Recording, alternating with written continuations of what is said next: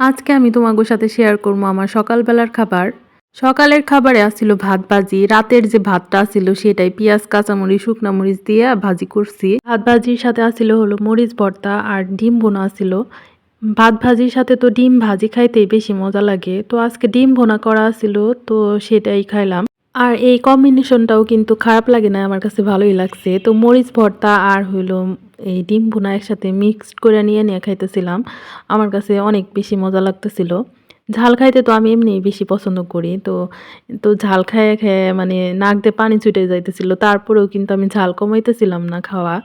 তো মরিচ ভর্তা শেষ হইতেছিল, আবার নিতেছিলাম। এমনি করে, করে আমি মানে প্রায় অর্ধেকের বেশি মরিচ ভর্তা যত করছিলাম খাইয়া শেষ করছি। এত ঝাল পছন্দ করি আমি। তোমরাও কি আমার মতো ঝাল পছন্দ করো? আমার মতো যদি ঝাল পছন্দ করে থাকো তাহলে কিন্তু কমেন্ট করতে ভুইলো না।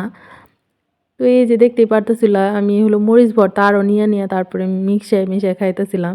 সকালে কিন্তু ভাত ভাজি খাইতে মজাই লাগে, তার মধ্যে যদি এরকম ভর্তা হয় মানে ডিম ভুনা হয় বা ভাজি করা হয় তাহলে কিন্তু খাওয়াটা জমে যায়। তো আলহামদুলিল্লাহ এটাই আছিল আমার আজকে সকালের খাবার। খুবই মজা করে খাইলাম।